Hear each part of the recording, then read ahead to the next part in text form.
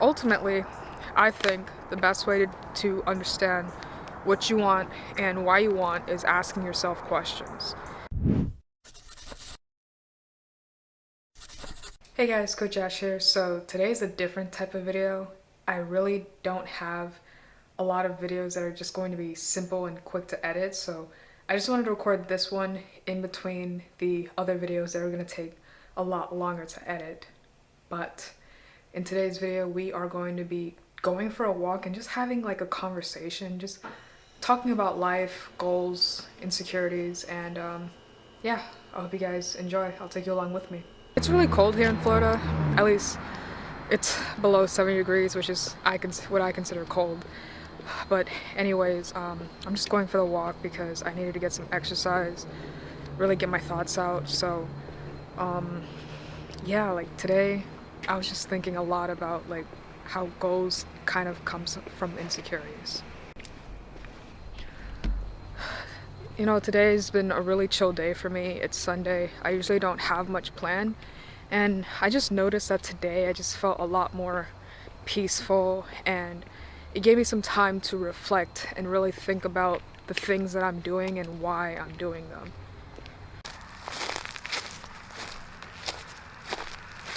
The reason why I'm just walking out this far is because I'm still not completely comfortable vlogging in public yet. So around here, I don't really see a lot of people, and it just allows me to get my thoughts together and not really worry about other people around me. So it's just distraction free. I feel like when there's a lot of distractions, it's a lot harder to think. And there was somebody right by. Anyways, what I was saying before is that I had this realization that most goals kind of come from insecurities. And I say that because I used to set a lot of goals out of what I was lacking, out of what I was insecure about, out of things that I wish I had, but I didn't. And there was a reason for that. It was mostly based out of fear of not being enough. What I've noticed is that a lot of people actually create goals out of insecurities. Like for me, for example, when I wanted to start YouTube, I told myself, you know, I don't have the right camera equipment, I don't have a mic, I don't have a fast enough computer, and things like that kind of stopped me from reaching my goals. And I would set these big goals of, oh, I want 10,000 subscribers in a year, or I want to get monetized in 3 months. And the thing is, all those insecurities, like all those goals I set, were just way out of my range, and I set those goals out of insecurity because I wanted that validation that what I was doing was important, or what I was doing mattered. And a lot of people feel the same way. You know, they want what they do to matter. They want what they do to be validated in some way, whether it's through money, through praise, through whatever it is. But once I realized that I need to stop setting goals out of insecurity, out of what I was lacking, I could be more realistic and be more practical and strategic in how I was going to achieve those said goals. So what truly made me realize is that other people also set goals out of insecurities. How people always come to me asking to fix their arms, like if their arms are saggy, or if their chest isn't big enough, or if they want to build glutes, things like that, because you know, you have a goal of fixing something that you feel is insufficient. And I don't think there's a problem with that, but where the problem actually could be is how you approach it with your mental thinking. Because a lot of people try to focus on the outcome. They try to focus on getting there rather than finding a process that works for them in the long run and being okay with the results taking longer to happen.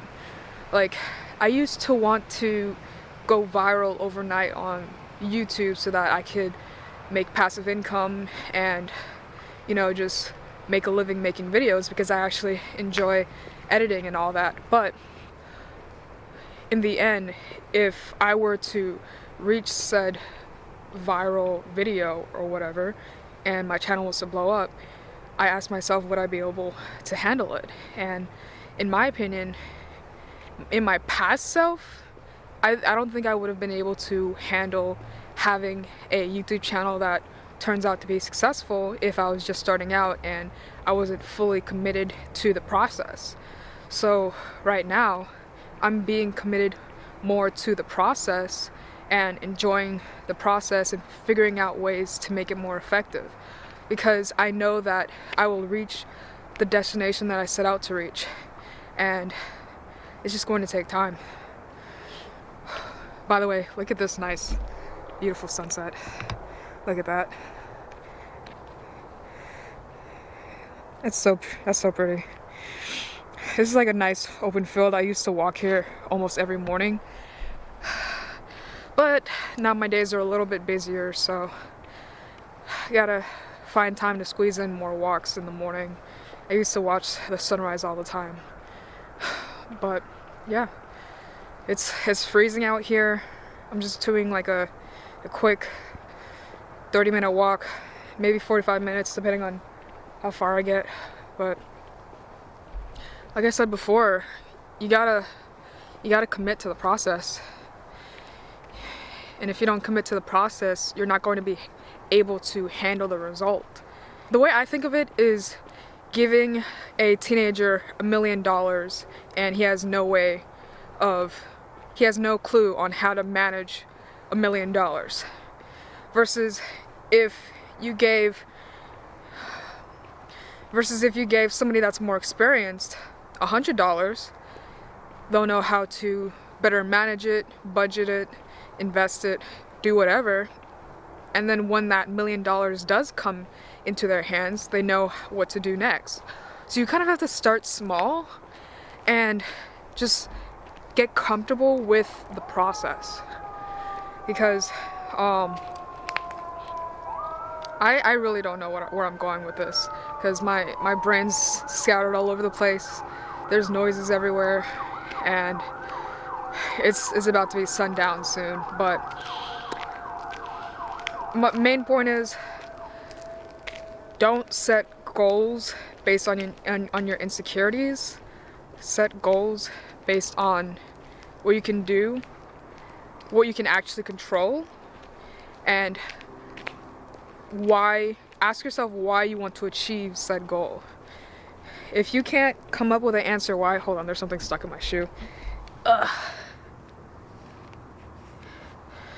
Alright. If you can't ask yourself why you want a certain goal and find the root cause of why you want it, and if it's something that you truly want, it's probably not something that you're going to commit to. Because at the end of the day, goals take time, and you have to be able to endure and persevere as time goes on, as the years go on. Especially if it's a long-term goal that's going to take years, you have to find some way to commit to the process. So ultimately, I think the best way to understand what you want and why you want is asking yourself questions. You have to reflect and really dig down deep inside of yourself and inside your mind. And the only way to do that is to sit in silence by yourself in a quiet room if possible and write. I've found that writing has been very beneficial for me. It helps me clear my thoughts. It helps me understand my surroundings more and make me more aware of how I'm feeling and how I'm thinking. And recently I've been trying out bullet journaling, which I might do a video on. Let me know if you guys are interested in bullet journaling. It's definitely not for everyone, but for people like me, where your mind is kind of scattered all over the place and you've never really stuck to planners because they're just too structured and too organized, I think it's a great system and it helps me collect my thoughts. But yeah, you have to self-reflect. You have to write down your thoughts, because when you write down your thoughts, you're putting your thoughts on paper and you're able to work with it and break it down and understand it way better than just keeping it inside of your head. So for me, writing has been very beneficial, like I said before, and you just have to ask yourself questions. And I've been following this page. I'll probably find it later, but they have journal prompts each day, and it's just a question. One of the questions that I did yesterday was, what is bringing you the most energy in your life right now? And for me, that is working out, that's listening to music, that's recording these videos and editing and working out with other people. I find that I'm usually drained when it comes to like social situations, but if I'm in the gym and I'm working out with somebody, it's kind of like that competitive fire energy, like you're just both fueling each other and just like you have that competition where you're trying to beat the other person. And that's essential if you're trying to grow in the gym. Like you have to push yourself through new limits and you have to go out of your comfort zone. So I find that collabing with other fitness individuals or other fitness trainers has been really giving me more energy recently, and just being around that type of energy inspires me even more to create content and educate people on stuff that may not be so common to them in fitness, especially when it comes to tracking macros or calories, which I may also have a video coming up on that, and just how to get started in general. There's a lot of myths and theories that have been debunked, but still people pass around the wrong information when it comes to fitness, and it's just so confusing if you're just starting out and you don't know what's true and what's not. So honestly, part of my channel is just to really give scientifically proven and effective strategies to actually get to where you want to be, whether it's your fitness, your mental health, anything. And it just takes time. It takes time, discipline, effort, and reflection. You have to review on a constant basis what you're doing, why you're doing, and what's working, what's not working. Because if you don't, you're just going to run into a rabbit hole and just keep spinning the wheels. It's crazy because I got this lens. I got the more expensive lens to have higher quality videos, and I ended up hating using it for most shoots just because it's so heavy and it's bulky and it's hard to carry. And I'm honestly having some troubles with my mini tripod right now too, but with this lighter lens it's pretty sturdy. So I don't know, maybe I have to figure something out on that. Like I even considered using my phone and this mini tripod for vlogs just because I hated having to carry such a heavy bulky setup, and it just made it so inconvenient to record videos. But yeah, I got that lens because I wanted to record quality videos, and I ended up not enjoying it as much. And that just goes to show how sometimes you can have a goal and it's not what you imagine what it would be like in the future. So you always have to be careful with what you wish for, because I wasn't actually expecting that, and I knew it was going to be heavy, but it just made it so inconvenient, and I just didn't enjoy using it as much as I thought I would. So it's just something to consider. If you have a goal, you have to not only look at the pros, you need to look at the cons.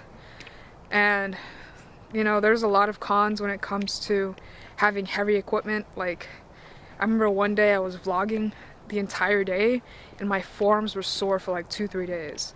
And I was like, man, I don't want to do that. I don't want to have to go through that every time I try to vlog an entire day with that lens. It got me thinking about what I originally intend to set out, and I didn't really get the result I was looking for. And I keep trying to supplement it by thinking, oh, maybe I need this, maybe I need that.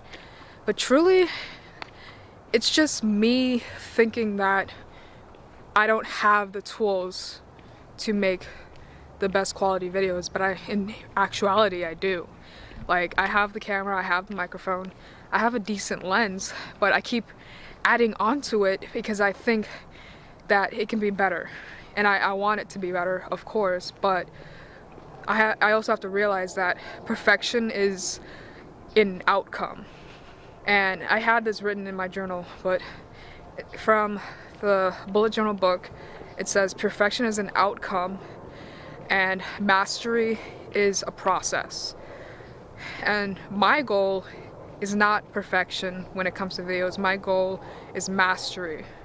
So I'm just trying to become more committed to the process instead of trying to perfect each and every piece of equipment in my arsenal to try to get high quality videos. I'm losing focus, so anyway guys, thank you guys for watching the video. I'm gonna head home, get something to eat, meal prep, and I'll see you guys in the next video. Thanks for watching. Bye.